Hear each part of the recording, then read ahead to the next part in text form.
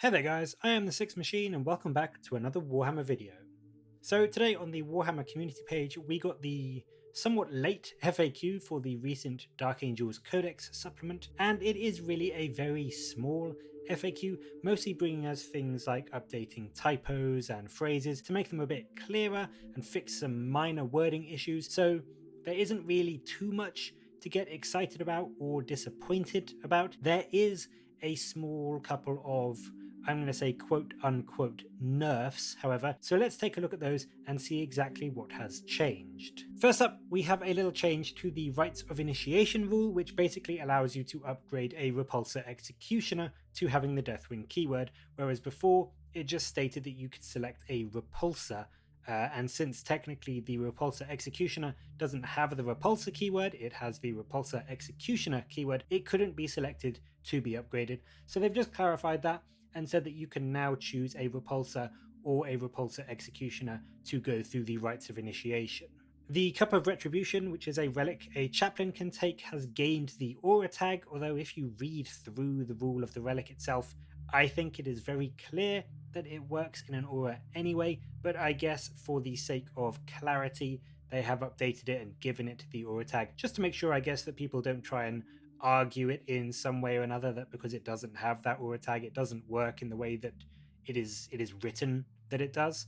So again, I think that is just for making the rules a little bit tighter and a little bit more clearly understandable for everyone. They have also clarified that the Paragon of the Chapter stratagem does indeed allow you to choose one of the specific Deathwing or Ravenwing warlord traits as long as you have the relevant Ravenwing or Deathwing keywords for it, which again, I think most people assumed was the way it was meant to be played, because if you have a Ravenwing or a Deathwing character, presumably they could take one of those warlord traits. But again, just for the sake of tightening up the rules and making sure there are no arguments or disagreements, they have clarified that now and said that that yes, the warlord and the model can take that specific warlord trait if they have the required keywords. The other small little change is just an update to move the Narthessium back to a 3-inch aura, in line with that of the Apothecary of the regular Marine Codex. So in my mind, this isn't really a nerf, it's just a correction of a mistake which was made in the Dark Angel supplement.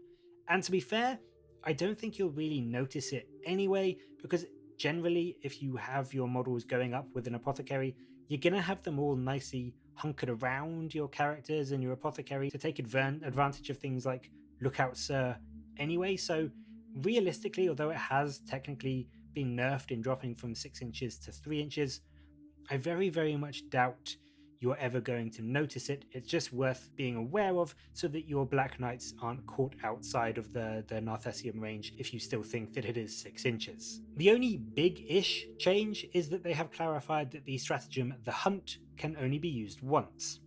This is technically a change and a nerf, as before you could have used it on all of your relevant Ravenwing units and basically moved your entire army up the board. If I'm being completely honest though, I didn't even realize it wasn't a one-use only stratagem, because that just kind of made sense in my head as to how it would work. You get to choose one unit and move them up, like you can do in the Blood Angels with the Death Company Forlorn Hope or whatever it's called, where you can move up a unit of Death Company. It just, in my head, it was obviously a stratagem that you could use once to move a unit up, not use multiple times to get your entire army up the board. I'm sure many people felt the same way.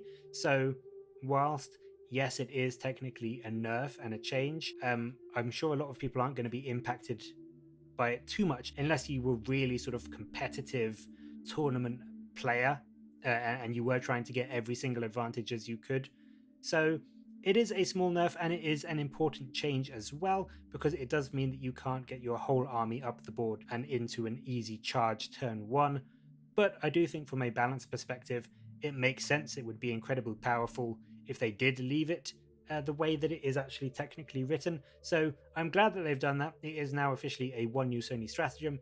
It makes sense to me, and that is obviously how they intended it. So yes, it's a nerf, but realistically, I don't think anyone can be too disappointed by the fact that they have made that change.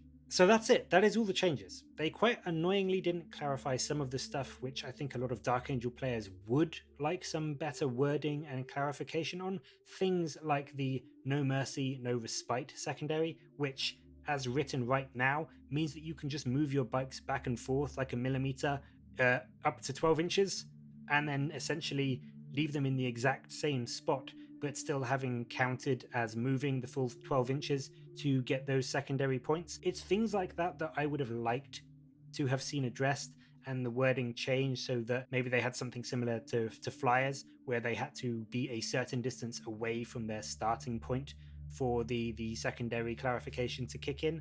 But it does seem like this was a very, very small, I don't want to say rushed, because it's 3 weeks late, I think, or something like that, but they certainly didn't address anywhere near as much as I thought they might. And whilst they haven't tended to do big balancing changes in these FAQs, I was hoping that there would be a bit more in terms of tightening up some of the slightly oddly worded rules and phrases in the Dark Angels supplement and just made them a bit clearer. But as it stands, there's nothing really to get excited about, and if I'm being honest, nothing too much to get disappointed at either. The only real nerf is the one to the hunt stratagem, and like I said, realistically, I think it was pretty obvious that it was going to be coming. But there we go. What did you make of the Dark Angels FAQ? Was there anything else in there that you would have liked to have seen, or was there anything that wasn't in there, should I say, that you would have liked to have seen? Let me know in the comments below, and as always, thank you very much for watching. I really do appreciate it. Until next time though, I will catch you later, guys.